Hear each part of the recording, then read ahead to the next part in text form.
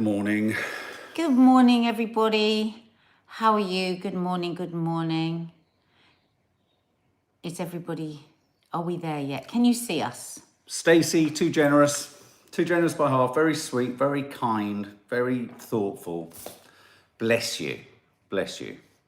Just gifted 10 memberships. Oh, that's so kind of you. And a welcome now to Nicole Abbott. Thank you, Stacey. Thank you. Welcome, Nicole Abbott, to the members area. You will have your name destroyed by song at the end of this.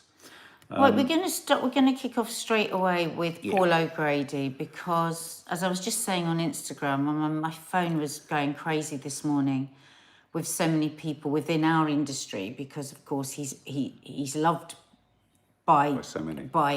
By all the people that he's entertained for years, but also within the industry, isn't he? He's so admired, he's so respected. Well, I know, for example, he's very good friends with the head of Channel 5, and, he's incredibly respected and loved. Within, like, you're excited when you know you've got him on as a guest. He's one of those. And there are many people within the industry that you might think we think like that about, but we don't. But Paul was one of a kind. I was really lucky because I worked with him years ago. Does any of you remember the show I used to do called City Hospital? It was 20 years ago. Because Maddie was a baby. Wow. Maddie was and he wasn't well then.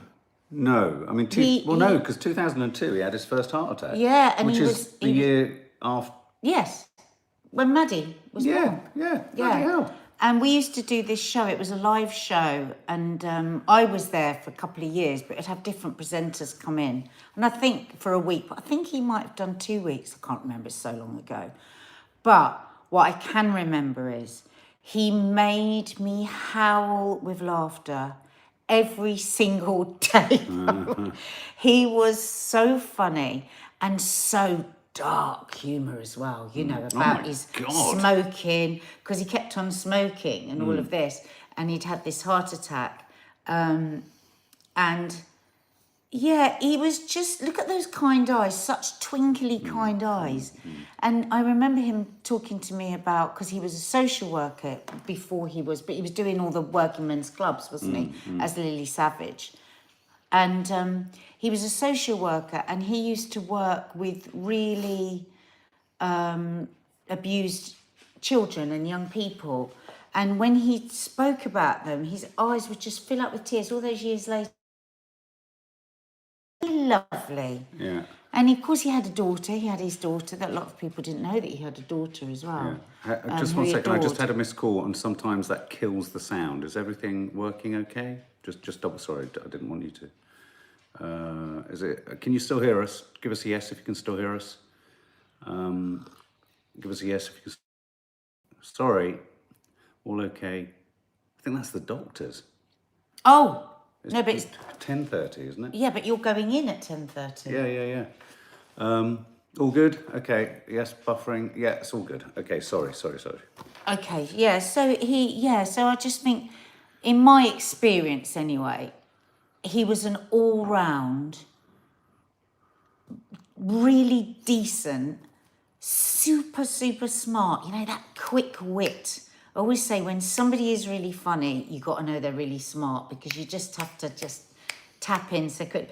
But also it's that incredibly dry, self-deprecating northern humour that, I'm sorry, is my absolute favourite. Well, to be honest with you, my whole thing about him and Lily Savage, his sort of alter ego, if you like, was the fact that he was willing to go to places no one else would go. I mean, he would get away with murder with his sense of humour. He would rip through people. He would sort of lampoon the artifice of celebrity. I mean, much in the same way. Always lovely. Exactly. There wasn't a vicious... a little bit like Graham Norton does. For me, Lily Savage sat alongside one of my other absolutely top favourite comedians ever, which is Julian Clary. Genius as well. I just love that kind of acerbic, camp humour that kind of disables the subject of their humour through an assumption in the subject of their humour of the camp. Do you know what I mean? They don't assume it's going to happen. And it comes at them so sort of mockingly, but as you rightly say, with a sense of affection. I did Blankety Blank when he was Lily Savage, and oh my God, it was so funny. Because as a guest, you were aware, you know, he was, because it was a live audience, so you got almost like this full stand-up in between.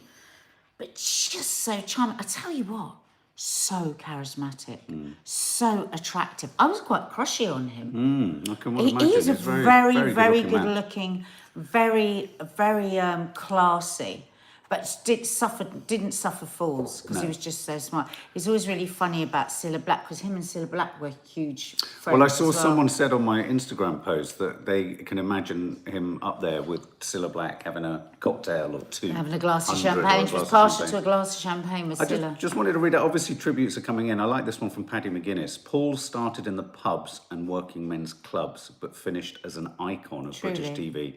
I'll miss him very much. It's so true. I mean, that ascendancy, and I love that. I love the fact that this is one of the things I worry can't happen as much now, where, you know, people from disadvantaged sort of backgrounds or unlikely backgrounds manage to kind of completely cut through. So the amount that he would have had to have cut through to get, he would have to have been as tough as nails to get through. Yeah, and the thing that just fascinates me so much is the way that he was this social worker. You know, working with really children. He was telling me some of the stories of the children where just like horrific things happened to him. You just wouldn't marry those two, that big entertainer with that, would you? And you're right. Can you imagine what it would have been like for him first off in those working men's clubs, which are the hardest? Gay, drag queen. At the same time, I guess he managed to surf that curious contradiction I always found. My granddad, who was one of the most homophobic, racist individuals, I still loved him very much, different generation, he always laughed at drag queens or anyone cross-dressing. There was a strange mainstream entertainment thing. It's almost like they're allowed to because... But I mean, and of it's course, the other sad. thing, he's so on over his absolute obsession with animals and his passion for animals. I remember years and years ago, and it was before we had our dogs, and he had paid, I can't remember what it was. We did it as a topic on Loose Women, thousands of pounds for his dogs to have an operation. That's right, And I remember being just so like shocked. I was like, could anyone spend that kind of money on that? And then here we were years later when our dog got ill, and it was just like, oh God, what can we do? Can we do anything? And I always remembered that about Paul O'Grady and me just thinking, how could he have done that? Oh, look, Claire Ross Reed says he's now with Buster and Olga. Yeah. He lost a pig this week as well, didn't he? He was very distressed He's about always that. talking about his pigs. So his husband said he died unexpectedly but peacefully. But he'd had 2 heart attacks previously, hadn't he? COVID got him in 2022, I think. He'd swerved it before that. Yeah, 2002 and I think 2006 he had his heart attacks. He was also awarded an MBE. And both of his parents had heart problems as well. They? Yeah. So and then he was a smoker, of course, as well. But just really sad. Just really sad. And you know what? That afternoon show. Do you remember his afternoon show? I used to love that. But he actually pulled out of it. Well, you know, it wasn't axed. He was just like, I can't be bothered anymore. Like he did out of Radio 2, didn't he? He pulled out of his radio show because someone else was brought in or something. He didn't like something. He wasn't at all afraid to walk away from a kind of good gig. Yeah. Do you know what I mean? I like that about him. It's like, you know, commission... blind date. I mean, you know. But if you go back to the fact that he was a social worker as well, working with those incredibly difficult situations, it wasn't just, he had more about him than just the love of showbiz. Huge amount of friends. You know, a lot of friends, which I'm sure we're going to hear lots from over the next few days. Let me read some of your comments. A lot of people in showbiz, they only really get their love from the audience. A lot of people are very lonely. And with Paul, I got this, you know, this feeling that he had such a rich life outside of his job, and that's what enables him to walk away, because it's not about being adored by so many people, celebrities and famous people, are incredibly lonely. I mean, like you're saying, incredibly lonely. Honestly. Let's just read some of your tributes and memories. Faith Goodman, did you hear the story when a club he was working in during AIDS time, it was invaded by police wearing yellow gloves, and he said, oh good, they've come to do the washing up. Oh, I love that. Linda Beattie, morning all, not able to catch all, but so sad about Paul O'Grady. His love of his dog, his sense of humour, and good all-round generosity. R.I.P. He had 4 heart attacks. So ill. Oh, was it? You know that he had to be rushed to hospital because when he was filming in Delhi, he was lying in the gutter with this dog that had been injured, and he got something awful. Do you remember? right. That was so him again. So Yeah. This story, Elsa Pop. Love the story he told about when he once fell asleep holding a bag of chocolate raisins, and when he woke up, he had brown all over his cheeks, and he thought, "Oh my God, I haven't, have I?" I mean, not worried about God, getting so very raw rude. humour. Gillian Greer, that's nice. I was suggesting Battersea Dogs Home should name a wing after him in tribute. Absolutely, yeah. absolutely. Will Venus, he was such a huge part of normalising drag. Absolutely right. He Such really an was. incredible human being. I loved, says Nicole Abbott, that he kept his Scouse accent. Yeah. It was so, it was instantly recognisable, wasn't it? Instantly recognisable. Oh, that's right, Lynn Aoki. I remember. Hi, Lynn, nice to see you again. His eulogy at Scylla's funeral is legendary. Yeah, oh God, I must look that up because it was. He must look that. I mean, hopefully we'll be seeing lots of his classic moments on television over the next few days because, yeah, it'll be lovely. And I'm sure for those people that were very close to him and loved him very much, it's a lovely thing, that, isn't it? When all their great moments are played out. Oh, yeah. Absolutely. So that's Paul O'Grady. Paul And O'Grady. Only 67. Yeah. Sobering. But when you read his health history, Yeah, it's quite something. you actually think, wow, that is quite something. Well, there was a Heart moment back attacks, there we kidney really problems. thought he was going to yeah, go, didn't we? sometimes he used to look so unwell. Yeah. Okay, well, there we go. I'm going to ask a poll question now, which is about narcissism. We were going to talk about this yesterday. And this was just an article that kind of catched my, I'm just slightly down. I'm sorry. Sorry. This was an article that caught my attention yesterday, which was positing the question, does everyone have a bit of narcissism? Is a little bit of narcissism okay? And potentially, is narcissism okay? Because there's a sort of, there's a sort of industry of mindfulness and meditation and wellness and all this kind of stuff. There's a huge boom now on social media of talking about how to deal and live with or not live with narcissists. So I just thought this was an interesting piece, and a lot of you have commented on how difficult it is to live with a narcissist. So I'm just going to ask that question. What do you think? How would you define narcissism, Nat? Well, on the extreme end of narcissism, they're the most terrifying people on earth, I find, because, and we're seeing a lot of it this year on Married First Sight Australia. Right. And it is the complete inability to see that anything that they do wrong is wrong. Right. Everything they do wrong is the other person's fault. Right. It involves often coercive control, violence, terrible manipulation, brutality with people's feelings. I mean, I was watching on Instagram the other day this death doula. Right. And she was giving out all this advice to people that might have a parent that's a narcissist or and she was so strong on what she was saying. If your parent you know is a narcissist and they leave you a letter after their death, do not read it. Wow. That's how clear she was, because it's their last and final chance to try and destroy your life. Right.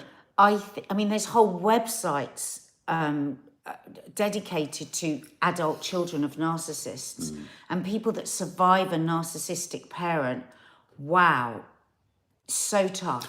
But sadly, from people that had narcissistic parents go on to choose a narcissistic partner. Well, yeah, no, someone just said, Leo, hi Leo. Leo Vibe Feeler says, narcissism when it's disordered is the true danger. This is an interesting point, because this goes to the heart of what the piece is about. Yes, everyone has a bit. Yeah. You see, the thing about narcissism is if you look in a mirror, you can argue, I just thought I'd pull up the story of Narcissus very briefly. Narcissus, Greek mythology, was a hunter who was known for his beauty. He rejected all romantic advances, eventually falling in love with his own reflection in a pool of water and stared at it for the remainder of his life. After he died, in his place sprouted a flower, the narcissus, the narcissi. Narcissi. And this piece is asking, in this selfie culture, are we looking at a constant sort of growth, like a fungal growth, like The Last of Us, of narcissism? Is there just permitted narcissism? But I mean, it is a sliding scale, narcissism, isn't it? And like the at the end that we just talked about, which is just awful. Yeah. and it's actually, to go back to Married First Sight Australia, we Yes. have a brilliant example of a female narcissist and two male narcissists in it, and you can't miss it, can you? You're looking at them going, there is no question here that these people are narcissists. But the most petrifying aspect of it is an absolute inability for empathy. None. I mean, not even acknowledging that So I someone's don't know upset. what's different with that and psychopathy, but Yeah, because that's obviously true. we're not psychiatrists, but it does fascinate me, all of this. But they're so manipulative that people can stay in a relationship with a narcissist for forever. But are there such a thing as narcissistic traits, or those things, I think so. the selfish moments that we have, or... I mean, lots of celebrities get absolutely hammered. Well, not just celebrities. People get hammered for posting a selfie, and people go, "Oh, you're Yeah, so self-obsessed." like when you post something beautiful of yourself, is that narcissistic? Well, for example, I think if anyone was if someone was to call you a narcissist for posting, if you're roasting yourself or ripping the piss out of yourself, or perhaps you're trying to use your image to show or illustrate or state something about a state of being or something like that, I do sometimes find it uncomfortable when I just see a beautiful image of one person on a beach looking absolutely stunning. I sort of think, oh. Sort of makes. Yeah. I mean, it's nice for other people to look at, but I suppose what I'm trying to say is, if that person thinks they're beautiful, is thinking you're beautiful and show-offable necessarily narcissism? Well, maybe that is what maybe a healthy bit of narcissism is good. I mean, I'll read your comments out. You often say to me, or you never just. And my mum, who says, "Can you not just put a nice picture of yourself up on Instagram?" And occasionally I do, but I always feel really weird when I do. Most of the stuff I post, I look bloody terrible. Karen Davis says it's confidence, no? But sometimes when I put a really nice picture up, I see it. Because you want to say I can look beautiful. I see it as an act of like love, self-love. Do you know what? I don't think every minute of every day I look amazing. Yeah. But sometimes I think, oh, I look really lovely there. Yeah. And I'll post it and I'll say, I actually love that. But so maybe that is narcissism. But even I've noticed with quite a few of you looking beautiful, you'll always kind of throw yourself under the bus by saying this has been constructed by a makeup artist or something like that. I personally think that the whole narcissism thing is less actually about the reflection and the looking of yourself. I think it's personality traits that I find most disturbing. I don't actually care about whether somebody's narcissistic about their looks. It's personality. And this piece does a really good sort of description of Donald Trump, which it says is he is kind of the template. It says, I love that word, of narcissism. Grandiose, manipulative, hubris, really thinks he's the bee's knees and everything. Easily wounded, unable to tolerate even minor scenarios in which he isn't deemed central or special. And I like this definition of a narcissist. A narcissist, if you hurt a narcissist or do something wrong to a narcissist, it's your fault. If a narcissist does something wrong or hurts you, they've done it because of you. So they're singularly never responsible for causing pain or anxiety or what have you. Exactly, you can have covert narcissists that are many bosses over the years I can think of, people that not bosses, I don't have bosses, but people that I've worked with that are covert narcissists that other people might think are wonderful, and you think, But also, we have to also remember that narcissists may have had a very difficult time somewhere very young, and that's made them left them with no self-worth and a whole lot of fear and anger. But reading up about narcissism, often the advice is, when it says how to deal with a narcissist, seems to be you can't. You're not going to change. You're not going to... Well, total disengagement, because by engaging with for example, going to great lengths to try and rationally or reasonably unpack a conflict with a narcissist will only ever result in the narcissist coming back at you or finding some aspect of what you've said to continue the row. There's no resolution. I've had this. There's no resolution to it. I was listening to a psychiatrist it was on the Mel Robbins podcast, and she is the leading psychiatrist on narcissism. And she was saying something like, to disengage, is often the only thing you can do with a narcissist. But if you let them think for 1 second that you're upset or that there's an emotional attachment to you disengaging, they will feed off that and they can keep that disengagement going on for time. But if they really believe that you are out of their mind and out of their life, then that's what really, gets to them. So I would say my answer to that would be engage a little bit so they keep away from you forever. Right. In a way, So being counterintuitive. Sarah Goodman asking, so being a narcissist is negative. Yes, if as Lior just said, if it's kind of unchecked and becomes too extreme. For me, the most disturbing and petrifying aspect is not people posting selfies and going on about themselves in that way, really. I find that quite a shallow form of narcissism, or self-interest, or self-promotion, whatever it is. It's the total lack of empathy and the total lack of self-reflection, the total lack of self-analysis, the total lack of any ability to acknowledge or take responsibility for their own behaviour and how it might, as we all do, negatively impact someone else. It's strange, isn't it, how sensitive they are to any criticism. Highly, highly sensitive.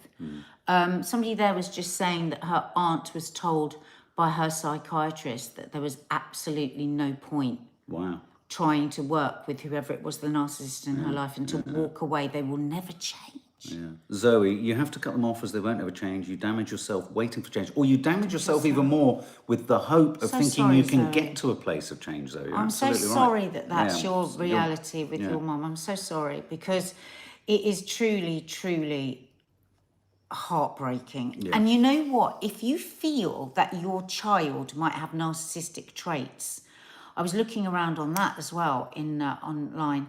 And there's some good stuff to do. Very good. Like if you feel that, because somebody can just be born a narcissist. You don't have to feel the guilt about it.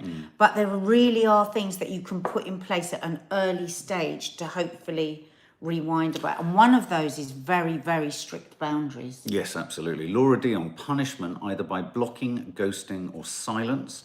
Andrea Jenner, you can't deal with a narcissist. I walked away and never looked back and feel great. I think the thing is so hard is if it's a relationship, and you can walk away, but if it's family, if it's your parents, I mean, that's so hard, isn't it?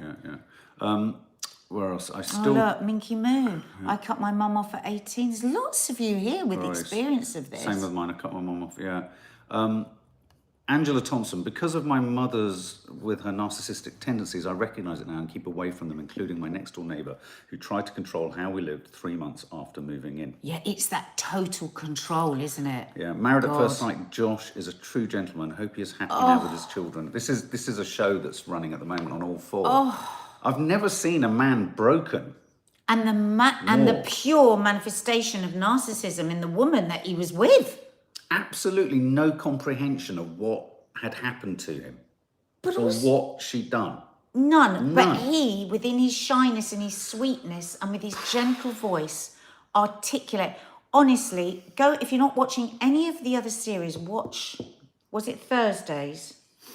Watch Thursday's episode. If you're someone that's been in a narcissistic relationship, he's only been with her 2 weeks. And he recognised it will be really fascinating for you to watch, and it might so many comments coming through here. So many. Leanne McGowan, my children's dad is a narcissist. I spent 15 years trying to reason with him. It never worked. And what's the cost to you in the end? Yeah, it's.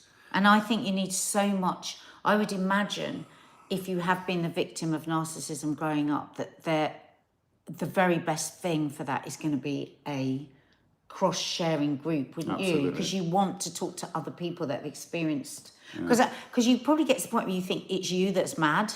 Because that's somebody that's good at manipulation will always make you think it's you that's crazy. Louise N makes an interesting point. You're describing some traits of someone with Asperger's. Can't empathise. My son is definitely narcissistic. I'd be really interested to know what to do.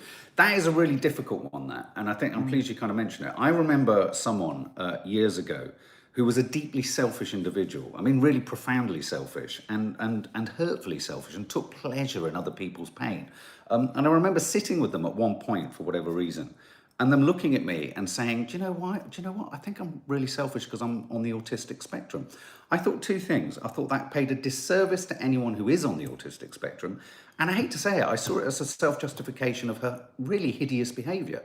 So, but there are some traits and symptoms, you're absolutely right, Yeah. that kind of cross over. It's really hard. We were talking about that on a person on the telly the other day. I won't say who it was, but she was talking about how much control she needed to have and all of this. And I said, God, I wonder if she's sounding, because I've just watched Christine McGuinness's documentary on autism. Right. And a lot of the control that can come when you're autistic is about your fear of unknown situations. Yes. So you need to control every single thing. Yeah. And also because there's this just blanking out of being able to understand sometimes other people's position, it could easily be seen as narcissism. So it's so difficult, isn't complex. it? Neurodivergency and the complexities of it. I think, given your response, guys, I think we should do How to Stay Married on how to live with and deal with narcissism. I think there's a lot Maybe there. we could get a really good Get some professional comment, on yeah. it. Maybe talk to a specialist and get some of your contributions, because so many of you have talked about it. J.K. Rowling has been in the press talking about, or on a podcast, talking about how she feels we're sort of drifting into a medical outrage or a medical kind of catastrophe, which will only come to fruition in years to come, based upon the fact that too many children who are too young are being encouraged into sort of gender, being able to change their gender. Her argument is that they're too young, they're struggling with body dysmorphia below a certain age, and there are studies and statistics to show that whilst many children might have this kind of confusion or dysmorphic approach to themselves, should it necessarily be acted upon? I didn't want to talk specifically necessarily about the whole trans and transitioning thing. I think something that does emerge out of this is something that potentially leads to narcissism. An overindulging of every child's desire, I think, can cause problems.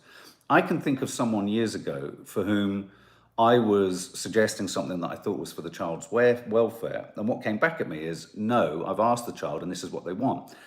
And I think there's a difficulty in that. I think if you just pander to every need that a child wants, you do run the risk of opening choices that are potentially irreversible, or if irreversible, potentially very damaging psychologically, physically, emotionally, in many years to come. And I also think that there doesn't, and part of me sort of empathizes with this idea that I don't think there has to be such a rush at such a young age, because it can still happen. It can still happen.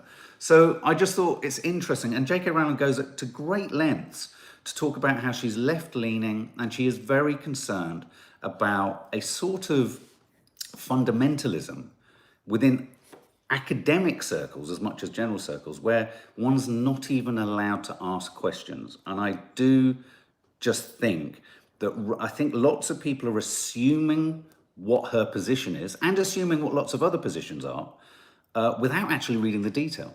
So I just thought it was just another thing. And putting the J.K. Rowling thing to one side, I do worry that we can sometimes, not always, but sometimes overindulge the unfully fleshed out or developed feelings of a child. Yeah. I mean, I can think of someone on social media that's happened for. So, you know what I mean? It's Yeah. You've got to be careful. You've got to be careful what's the intention or desire of the parent versus what's actually, at this point, right for the child. It's just something to float out there. Don't know, what do we think here? Some people agree, think she's very wise. J.K. Rowling posted after Posey Parker came to New Zealand, and people left quickly back to UK. Posey Parker going to start her own. Now, Posey Parker is quite a sort of polarizing individual. If I know the person I'm talking about, I think she's very. Something again here has become conflated. She's not pro-extreme. I think extreme right protesters or supporters of what she was suggesting, I think she too is trying to ask the question about the politics of men, women, shared spaces, all this kind of stuff. And she's kind of been hijacked by the far right. And I think what people have started to do is see her opinions actually appeal to the far right. I don't know the intricacies of that, but I know that J.K. Rowling retweeting something by Posey Parker has Caused a big storm. Yeah, yeah. Yeah. Boo Boo Blah Blah. That's a good name. J.K. Rowling, she's not being heard through the press and all the haters not even discussing. Sorry. Yeah, I mean, we talk about this often, don't we? We don't want to live in a world where people can't discuss. That's a really sad world. And if everybody is too scared to have any questions about anything, everything is about intention, isn't it? If you genuinely are asking questions, and I'm not talking about J.K. Rowling, I'm talking about anyone in particular, I'm just saying generally, the world is a better place when we discuss and we learn from each other. You know, I don't like this leading conversation, you know. I'm constantly astonished by how many people don't want to share what it is that's going on for them, but would be angry if somebody didn't absolutely know. And that covers so many topics at the moment. Dare I suggest there's almost a bit of narcissism in the lack of debate. Yeah, because it's like, let's not debate it. You've just got to agree with me. I mean, don't get me wrong. If anything that's put out as like a hate or anger or prejudice, I've got no time for. But genuine questioning, genuine critical thinking, genuine sharing of opinion, what makes us human? Yeah, just asking questions. What makes us human? Yeah. Okay, so we're going to wrap up-ish soon. No, we're not. Laughter. Do you want to do laughter, or should we do laughter another day? We'll do laughter tomorrow, but can't I just quickly electrocute your bum? You are joking. No. Did anybody see my Instagram feed yesterday? Say yes or no. Who saw it? Well, I saw it because I filmed it. So basically I got this bum lifter thing and I gave Mark the remote control crazily. Come over here, I'm going to put it on your bum. Come on, come on, come on. Because come on, come on. Come over here, because they can't see you, because you've got to take your trousers down. So anyway, I'll keep talking. So Mark, literally, oh my God, I was in absolute agony. And he wouldn't turn the bloody thing down. He was laughing his head. You're not going to... He's now taking off his trousers. You're not going to... No, take your pants down. Yeah, all right. I have to No, completely, I can't put it on. Oh my God, I can't believe this has happened. Got a lovely bum, baby. Stand still. Got a lovely... Oh my God, I already don't like it. I already don't like it. I already don't like it. It's not pleasant, and she. Are you ready, guys? Hang on, is it on? Yes. No. Yes. No. Yes. No, can I pull it up? No. I don't want my bum shut. It has to be stuck. Hang on. Yeah, I know, but right. Oh my God. No, have it rolled up. I don't want to. Oh no, my God, babe. Right, stay there. No. Oh my God. Oh my God, you're being so annoying. Well, where do I go? Because you keep rolling it back up.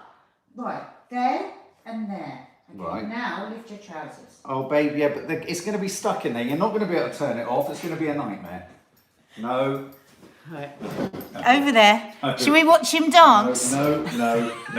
Yes. Oh. Yes. Okay. Oh my God. It's moving. Turn around. Let's put your trousers down. Let's see your bum. Oh, I showed my bum. Right, let's see if it works.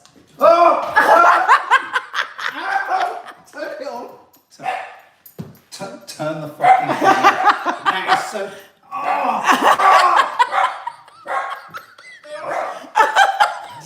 Turn it off! I'm trying. Rip it off. It's on. It's still on. Oh, sorry. It's still on.